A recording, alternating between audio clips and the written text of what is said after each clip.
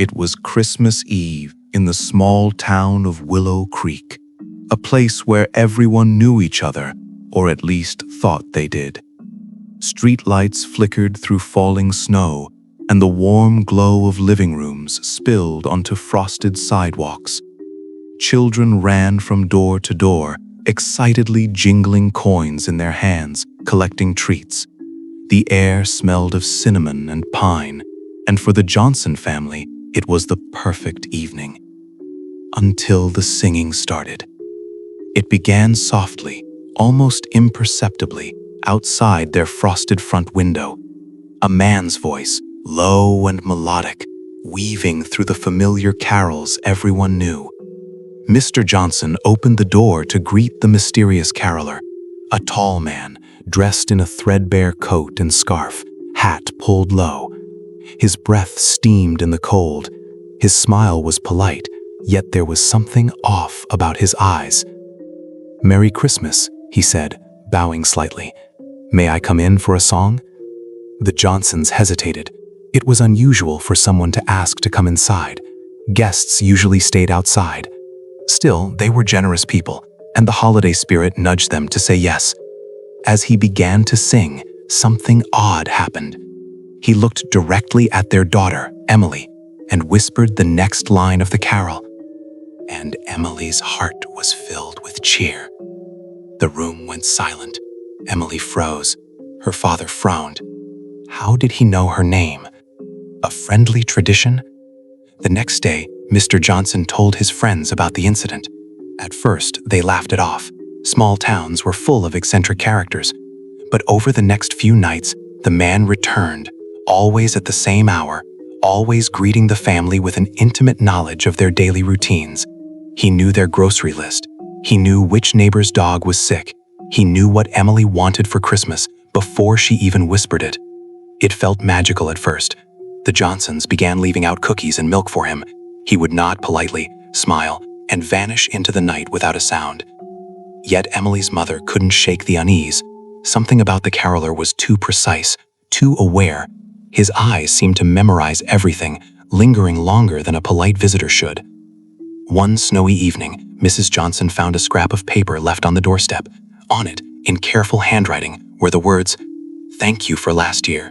See you soon." Last year. The Johnsons had never seen him before last week.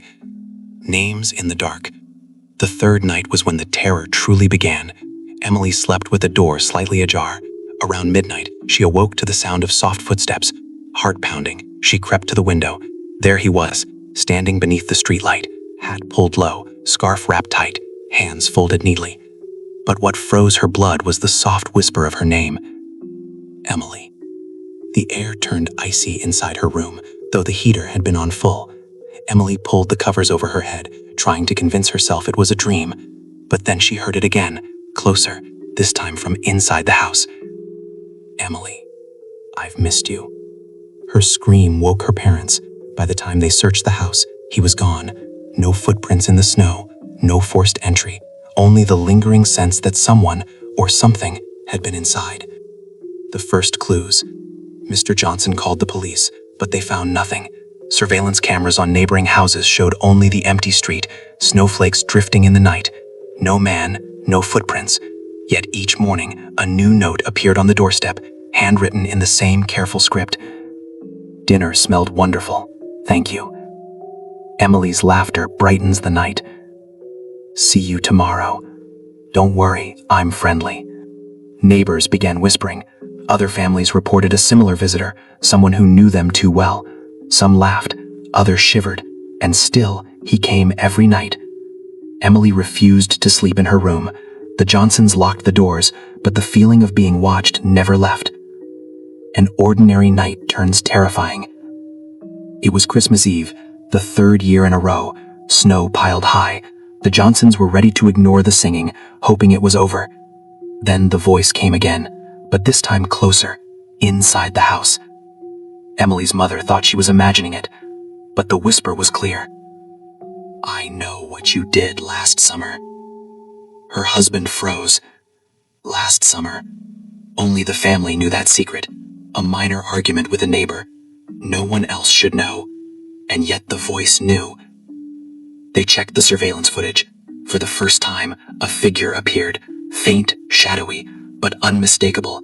He stood in the hallway, smiling, and when he turned, the camera captured his eyes, empty yet knowing, like a mirror reflecting your deepest fears. That night, Emily vanished from her bed for exactly 27 minutes. When she returned, she claimed she had been outside, talking to the man in the carol. "He knows everything," she whispered. And from that night on, the Johnsons realized that Christmas would never be safe again. A year later. The following Christmas arrived with all the cheer and chaos one could expect in Willow Creek. Snow blanketed the town in soft white. Lights twinkled on every rooftop, and the Johnsons attempted to reclaim the joy they had once felt. But memories of the caroler, the man with impossible knowledge, lingered like frost on the windows. Emily clutched her favorite doll, whispering under her breath, "He's not coming back, right?" Her parents smiled, pretending to believe her. But on Christmas Eve, as the clock edged toward midnight, the familiar melody drifted through the frosted panes. The caroler was back. Not outside, not at the doorstep.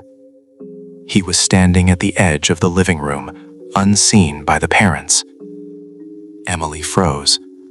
Her doll slipped from her hands.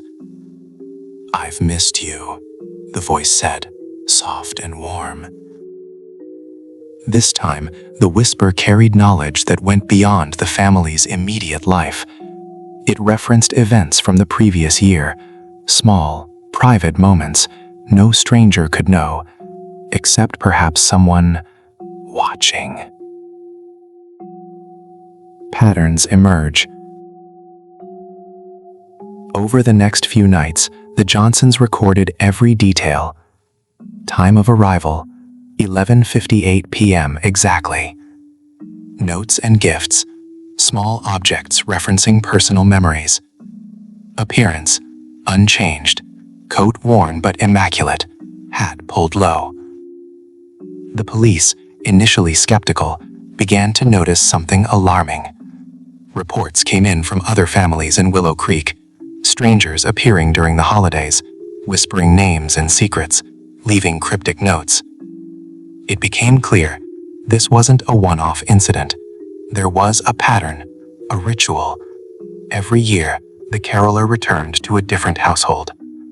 Some families dismissed it, others reported it, and then vanished from public records.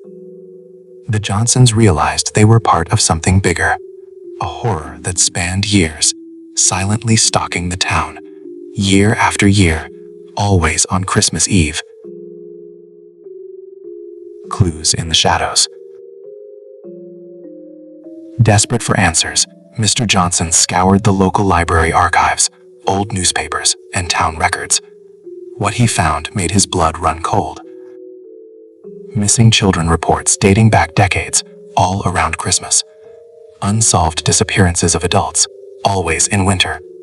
Witness statements describing a man who knew too much. Emily's mother noticed a pattern in the notes left behind. Small references to past holidays, some even written in handwriting that predated the family's current residence in Willow Creek. The notes weren't just personal, they were historical. It was as if the caroler existed outside time, or at least had access to a terrifying archive of people's lives. The first confrontation. Determined to end the nightmare, Mr. Johnson set a trap. Cameras, motion sensors, and locked doors couldn't stop him, but maybe confrontation could. At 11:58 p.m., Emily clutched her father's hand, hiding behind the Christmas tree. The familiar melody began. The caroler appeared, not on the porch, not in the living room, but standing at the foot of the stairs, shadowed by flickering light. "I see you've been preparing," he whispered. The house froze. The man's eyes were black, voids that reflected fear back at anyone who dared to look. He spoke again, this time referencing a secret only Mr. Johnson and Emily knew, something minor and private. Do you think you can hide? The air grew icy. Lights flickered. Emily screamed. When Mr. Johnson lunged, the man vanished. No footprints, no sound. Only a single note remained. Next year, we will play a longer game. A history of fear. Research into the town's past revealed horrifying details. Families who encountered the caroler often experienced disappearances, illnesses, or accidents. Witnesses described him as familiar yet impossible, sometimes appearing decades apart without aging. Townspeople whispered about the Christmas Watcher, a figure who collects names and memories, always returning to claim what was owed. Emily began to change, quiet, withdrawn, always glancing toward shadows. She whispered things about the caroler that no child should know. He remembered my last birthday. He knows what I dream about. Her mother shivered. The danger wasn't just to them, it was psychological. The man didn't just threaten bodies, he haunted minds. The police began to listen. Mr. Johnson finally convinced the local police chief to investigate. They reviewed old reports, piecing together a chilling timeline. 20+ missing persons in the last 30 years, all tied to Christmas Eve. Witnesses claiming an older man appearing exactly at midnight, never leaving traces. Some recovered victims reported seeing him in dreams or feeling watched for years afterward. The police were skeptical until they visited the Johnson home, seeing firsthand the notes, the strange cold spots, the subtle rearrangements of furniture. There's something very wrong here, the chief admitted. Something not normal.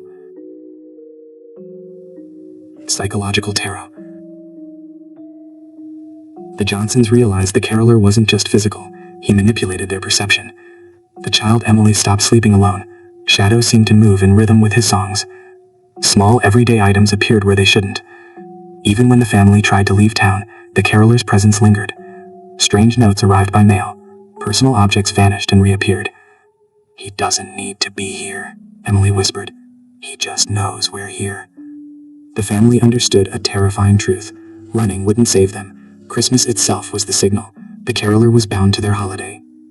The Johnsons had one final plan. Record everything, prepare evidence, and confront the caroler next Christmas Eve. They weren't sure if they could stop him, but they had to try. As the last snow fell that winter, Emily whispered a chilling promise. Next year, he will come, and I think he'll bring someone new. Outside, unseen, a figure watched, hat low, scarf tight, a smile that seemed to stretch wider than humanly possible. The game had only just begun. A trail of shadows. Christmas Eve arrived again, this time heavier, darker. The Johnsons had barricaded doors, set cameras, and left notes warning Emily to stay in her room. Still, the melody began, soft, distant, familiar. But this year, it came with an echo of the past. Police discovered a journal in the attic of a recently abandoned house on the edge of town. It belonged to a family that had vanished one Christmas decades ago. The entries described a visitor who knew everyone's names, whispered secrets that no outsider should know, left gifts or notes referencing private moments. The handwriting matched the notes left for the Johnsons. The caroler's presence was not a new phenomenon. He had been haunting Willow Creek for generations. It is not kindness that guides him, the journal warned. It is calculation. He chooses those he will play with next. Past victims speak. The police brought in survivors from previous encounters. Their faces were pale, haunted. They recounted experiences eerily similar to the Johnsons. Unexplained footsteps and whispers, notes and gifts referencing hidden memories, the sense of being watched even outside their homes. One elderly man spoke with trembling hands. He doesn't just visit, he observes, he remembers, and then he waits. Christmas is his stage, and we are always the audience. This testimony painted a terrifying picture. The caroler was both timeless and omniscient, a shadow moving silently through the fabric of small-town life. Emily listened, eyes wide, as her parents realized she had described things to the police, things the survivors confirmed. She had seen him exactly as they had. The first trap fails. Determined to catch him, the Johnsons coordinated with the police. Cameras, alarms, and hidden sensors were set throughout the house. They even positioned officers in nearby streets. At 11:58 p.m., the caroler appeared. He moved like a shadow, slipping past sensors and cameras. He whispered names and secrets, each one more precise than the last. He paused, smiling at Emily, then vanished. Not one piece of evidence remained, except for a single note left atop the Christmas tree. You cannot catch what already knows your thoughts. The family was shaken. The police admitted defeat. He's different, the chief said quietly. Not human, or not bound by human rules. The supernatural thread. The Johnsons dug deeper into town records, uncovering chilling clues. The caroler appeared every 10 to 15 years in the same town. He reappeared in families who had experienced similar tragedies elsewhere. Local folklore described a watcher of Yule, a spirit that collected names and memories. Emily began to describe things no child should know, names of people who had disappeared decades ago, whispered phrases from notes never seen by the family, even songs the caroler had never sung aloud. He knows everything, even things before they happen, Emily whispered. The line between reality and nightmare blurred. Psychological toll. Christmas approached again. Emily refused to eat, refused to sleep, constantly looking out windows. Mrs. Johnson found herself dreaming of the caroler, hearing his voice in the quietest moments. The family realized the caroler's true power wasn't physical, it was psychological. He manipulated fear, memory, and perception, slowly eroding the family's sense of safety. Mr. Johnson, desperate, asked the police if anyone had ever truly stopped him. The answer was chilling. No, not in living memory. The final lead. An old librarian recalled a set of newspapers from the 1950s described a Christmas visitor who appeared in multiple towns across decades, left no trace except personal notes and cryptic messages, was never caught. Emily, listening to the stories, whispered, "He's choosing someone new this year." The Johnsons realized that the caroler's pattern was escalating. He wasn't just returning to them, he was expanding his reach. "He's not done with us, or anyone else," Mrs. Johnson said, clutching her daughter. The calm before the storm. The family prepared for Christmas Eve like soldiers preparing for battle. Cameras and sensors, though unreliable. Notes explaining rules, hoping to confuse or stall him.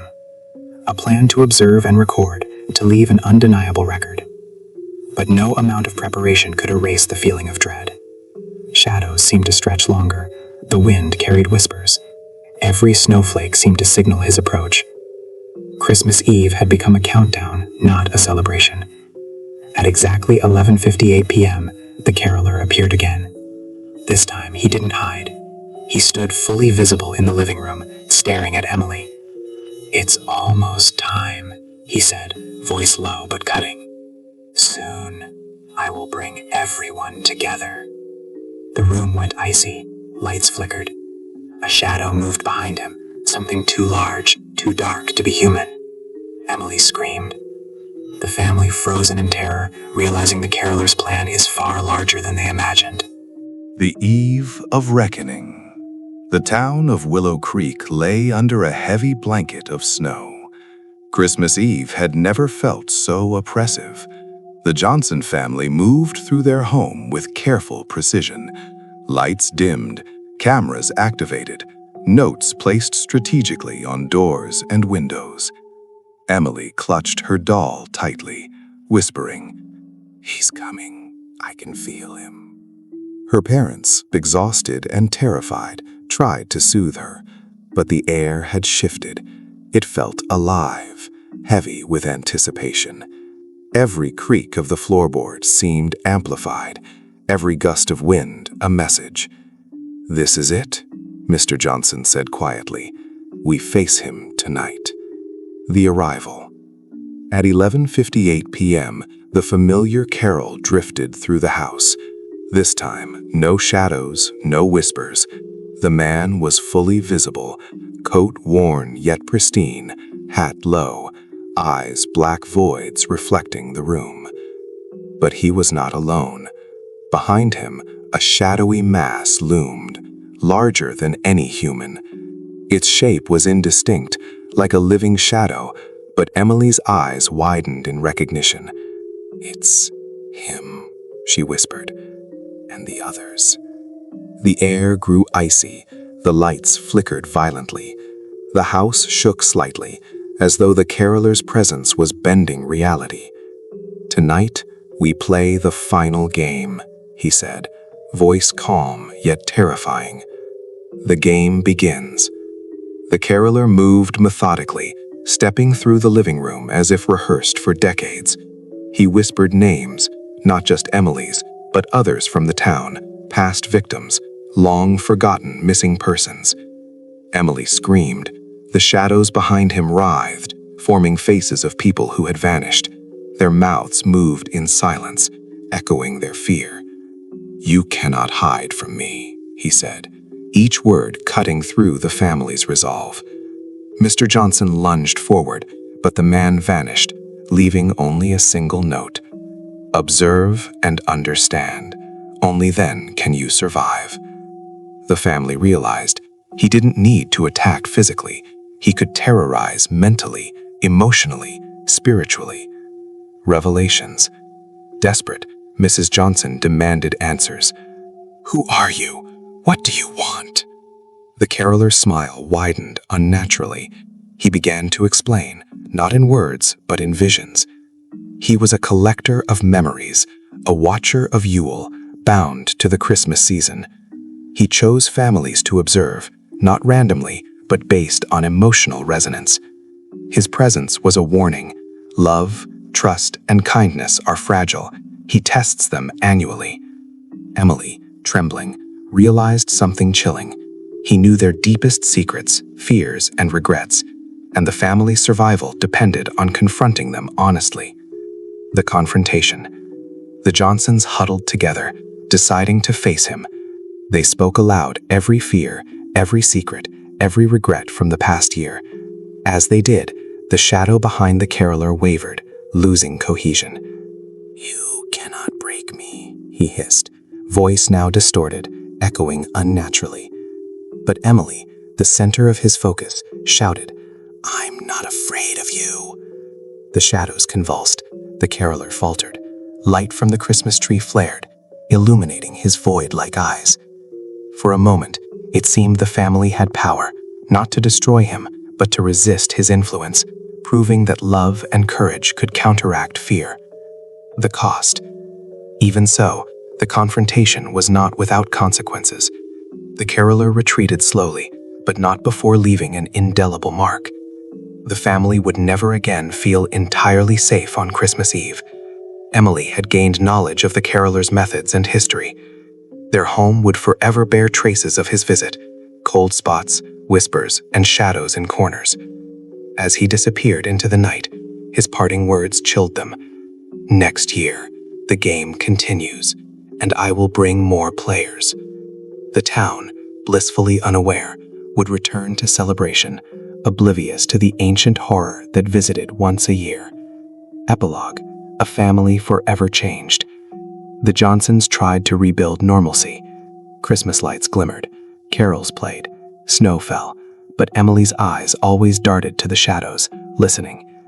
"He's still out there," she whispered to her parents, "and he's waiting for the next Christmas."